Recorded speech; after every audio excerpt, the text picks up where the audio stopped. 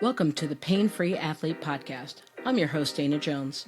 I am a certified personal trainer, and I'm here to help you achieve your fitness goals without pain.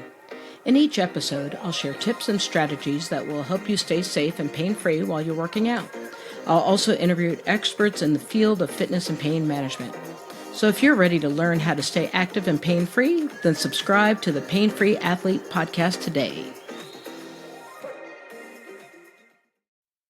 Hi, everyone, and welcome to the Pain-Free Athlete Podcast. I'm your host, Dana Jones, and today I'm joined by Ed Akay. Ed's journey has taken him through law, property development, writing, public speaking, modeling, entrepreneurship, and competitive bodybuilding. He has appeared on more than 60 magazine covers, published 2 poetry collections, and represented the UK in natural bodybuilding. In his first year of competition, he won gold at the Natural Universe in Budapest, won the UK International Bodybuilding Championship, and earned a silver at the World Natural Bodybuilding Championships in the Netherlands. Hi, Ed. Welcome to the show. Hey, Dana. Thank you very much for having me. Much appreciated. Always love going on a stateside podcast. So yeah, I'm really blessed to be here. I look forward to sort of sharing my story and telling you all about my strange but very rewarding life. I love it. Fantastic. So when I was reading your bio, you experienced paralysis at 3 years old, and the doctors gave you little chance of recovering.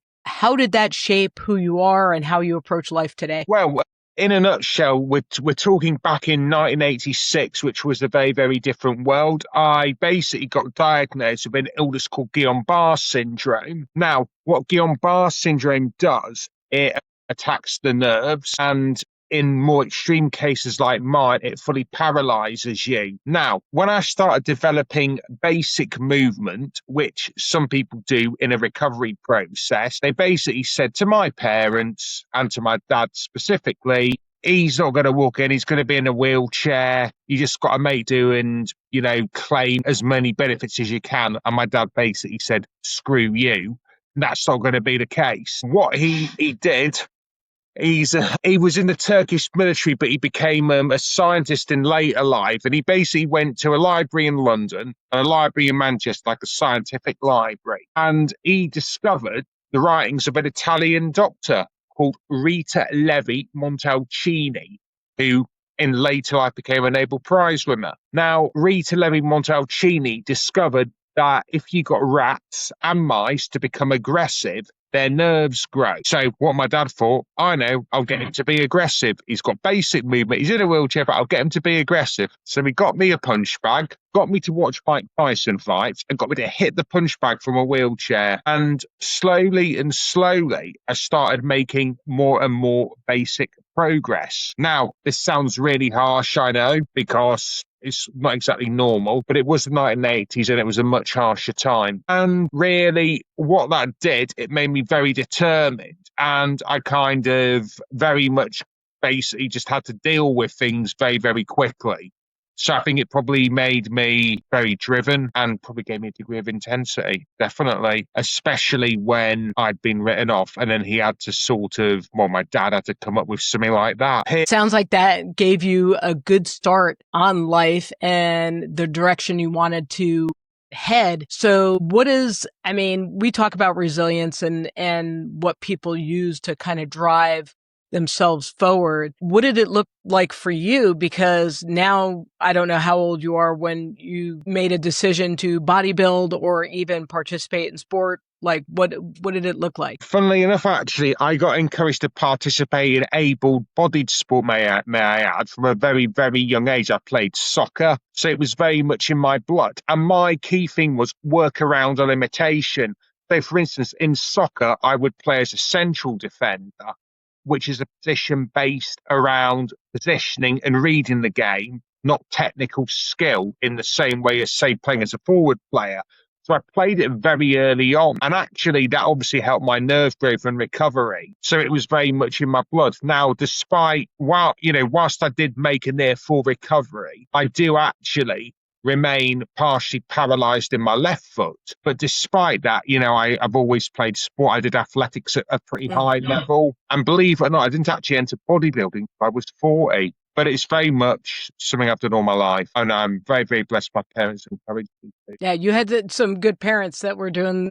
I love when I hear that where doctors give that kind of diagnosis or kind of, I don't know, it's almost like a sentencing of how your life is going to be. And a lot of times parents are just like, nah, fuck it. I'm going for it. And my kid's not going to be limited by your your brain limitations. And so it's a fantastic story. So clearly you had a resilience in you that was just amazing. So you have talked about having a healthy body means a healthy mind. What does that connection between the physical and mental feel like for you at this time? I think, now I'm 43 in a couple of days. Next Tuesday, I believe. Yeah. And in short, for me, if Happy I birthday. wasn't yeah, thank you. If I wasn't in good shape, I would just, I don't know, I feel almost depleted mentally.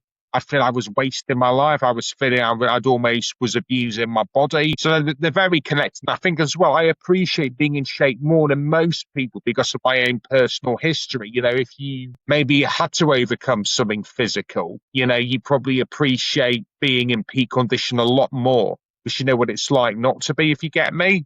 So they're very interlinked, and to tell the truth, if I'm not in shape, I'm not happy. So there's always a weirdness around bodybuilding. Definitely. Because there's a public perception of bodybuilding. And then as you've competed in the natural world, so that's very different than a lot of what people have a perception of because they see, huge people, very vascular, very steroided out and stuff. And the natural world is a challenge because you are working with whatever God gave you. So to speak. And so what I want to know as somebody who's done it, like for you, what is the hardest part about bodybuilding? Right. Do you know the part I absolutely hate is when you're sort of doing that bulk. I absolutely hated the bulk part. Just, effectively just having to stuff your face constantly, put on that extra muscle because I'm used to doing media appearances. And I'm used to sort of, if you like, being in the public eye a fair bit. So if you like, during that bulking phase, people were saying, oh, you've put on weight, blah, blah, blah. I did not like that at all, to be honest. The cut face is tough in a different way, as well as you know. Obviously, your head will get a lot more groggy, especially if you're natural. Part of the reason why people go assisted, as they say, is it makes the cut phase a lot easier, because you effectively have an energy boost without the calories. But yeah, I did not enjoy that bulk phase. It was worth it, but I suppose because I do a lot of stuff, where I'm seen, so to speak, it weren't nice at all. Yeah. And I would have to, for me, it was the cutting. I wasn't a fan of the cutting because I enjoyed the bulk because I don't mind eating, but then having to eat different things when you're cutting, and then if you're female, sometimes it just doesn't jive hormonally. So you're thinking you're doing this, but your body's puffy and, sometimes you just can't predict it. How is it being I don't know, it's like, because fitness is so much a part of who you are. And you also do the modeling piece. And so how does that intertwine? Because I guess you have to choose because do you have to cut for modeling as well? Like, is there that kind of preparation of, I'm doing a shoot kind of stuff? Oh, it's funnily enough, actually. I actually got into bodybuilding because of modeling. What happened was during lockdown a few years ago, my trainer, Matthew White, he's based up in Northern England, said to me, you know what, we're bored as hell, Ed. Let's do a body transformation challenge. So we basically got me to 10% body fat during lockdown, which isn't like bodybuilding conditioning, but it's, if you like, the level below, so to speak. So we did that. And then it got shared on social media because people thought it was quite funny, this random real estate guy doing that. Even I thought it was funny. And I got a load of modeling jobs off it. And then he said to me a couple of years later, do you want to do a bodybuilding competition? And he said it's effectively just a level up. So yeah, you have to cut for modeling, definitely. However, it's no way as hard. You're not going to have to, for instance, count the amount of vegetable carbs you're having cutting for a modeling job. Whilst if it was bodybuilding, you would be cutting a lot harder. even several hundred calories less. So yeah, it's similar, but it's no way as harsh. No way. So you won the gold at the Natural Universe in Budapest. What was that like? Because that's a pretty big event. It's not some little, we're at the school kind of thing. This is a huge event. And what was that like for you? Well, so what I remember about that particular day, I remember coming from the hotel room to there. I was extremely relaxed actually on that day, and I remember my wife said to me, "Ed, I think we're going to probably win this, but we're not going to get cocky." So I went in fairly confident on that particular day. So when I was fairly quiet on the stage, when we got off it, I had like all these reflections about the past and what I've been through to get there. In particular, my childhood, and it almost felt like sticking two fingers up at people who had doubted me as a kid. There felt a real sense of justice, absolute justice. And I felt very privileged to be able to compete. I love that. That's a good, proud moment. Definitely. And I'm very, very blessed to have been given that chance to go there. That's fantastic. So you've competed in both para and able-bodied divisions? Yeah, that's correct. Reason I do that is because obviously the way bodybuilding is, they can organise para divisions. So if you like, challenges can be matched up fairly is the best way to put it. The way it's organised, it's done in like a very, very fair way. And I did the able-bodied one just so I don't get complacent and just to challenge myself. I don't ever like getting complacent. I like pushing myself. I remember like last year I entered a natural championship, which I won the para division of, and they said, "Do you want to compete in the overall contest for the overall title?" Yeah, I'll do it. I didn't win for the record. I didn't win the overall. But if I just sort of, I don't know, won a trophy, then went home, I would have felt I wasn't pushing myself. No, so I just looked pushing myself. I mean, because I was forced to push from such an early age. It's just second blood. I just never say no. Even if I'm going to get thrashed, I won't say no. It's an experience. It's a growing. You don't grow by staying. I love it. I mean, you love a challenge, and that's good stuff. 100. So if people are listening that are out there and they want to get into bodybuilding, what do you think is the first thing that they should do? Okay, first, I would actually recommend getting on Amazon and purchasing Arnold Schwarzenegger's Encyclopedia of Modern Bodybuilding. He wrote it back in the day, and it's about 800 pages. And I would say read that cover to cover because it will tell you pretty much everything you need to know. Now, it's an old book, but it's ever relevant, and most importantly, it's not gimmicky. It's not full of sales pitches, and it's not if you like, designed to upsell continuously, which a lot of books can be. It will just tell you everything pretty much. So that's what I would say is step one. Step two, don't go assisted. Stay natural. Go to a gym, train consistently, and if you want to be a bit more serious, hire a coach who's actually been there, done it, and actually done something within the sport for a long time. Like my good sponsor, MW Strength and Performance, got my sponsor in. And finally, just sort of realize it's very much a lifestyle more than anything else. You can't sort of do well in bodybuilding if you're not prepared to live a certain lifestyle of meal prepping, of training consistently, and cutting down on the old alcohol. That's a big one. Definitely. Something I definitely did. Well, because it bloats you out and stuff like that. Yeah, it's just having that extra sugar is never a good thing. Now, funnily enough, I actually would have whiskey, but only whiskey on the competition day to dry my abs out. Because whiskey makes you look a bit more, if you have it just before you go on stage, it does dry your abs out. I don't recommend doing this every night for the record. It's not an excuse to just do it on the competition day. I mean, some bodybuilders as well, they drink wine before, I've done that a few times, but I felt whiskey was the one that really got me dry. But what you cannot drink beer at all. It's got no redeeming feature for bodybuilding. So if you're a beer fan, bodybuilding's not for you. You can get away with whiskey, though, in very small doses. I love it. So for those people who are listening, because I have people who are all different types of athletes. We have triathletes, we have just runners or soccer players or whatever. How would you suggest they deal with the idea of having either a condition like you or having an injury and coming back from that kind of setback? Like, what kind of mentality or advice would you give them? So first and foremost, it's important to focus on what you can do, not what you can't do, because else you just go into sort of a bit of a black hole. Give an example. When I was playing soccer, I deliberately played as a centre back. I knew I could read the game. I knew I could tackle. But if I tried playing on the wing, I wouldn't be able to do all the technical dribbling. So that was a no. So that's the first point.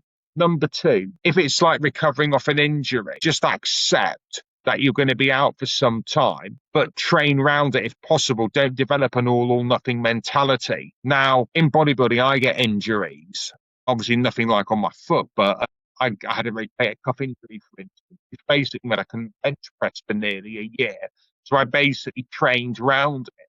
And I think if you want to be in this for the long game, training around an injury is key.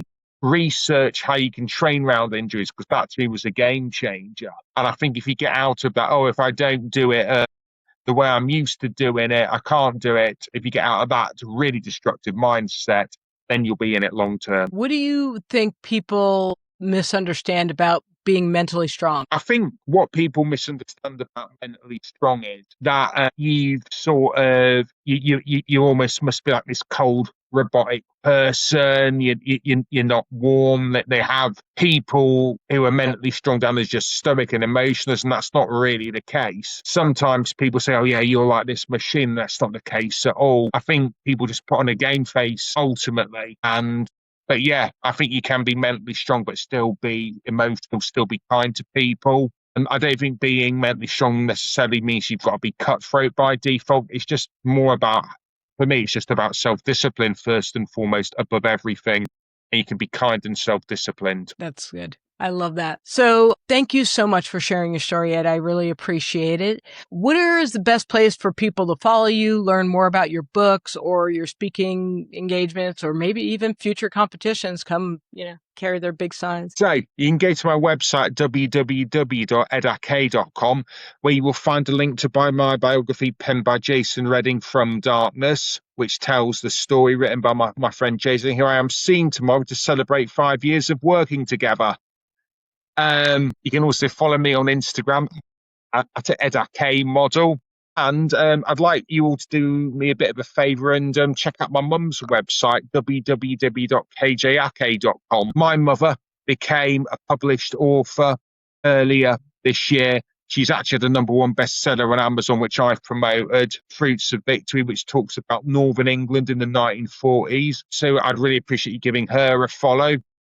My mum helped me a lot, so I'm doing my best to sort of help and promote her. You're a good son. Yeah, well, I'm very blessed to have great parents. Ed, thank you so much, and I appreciate you coming on. And I appreciate you having me. Thank you so much as well for having me, and really all the best for the podcast. You're doing a fantastic job. Thank you. Thank you.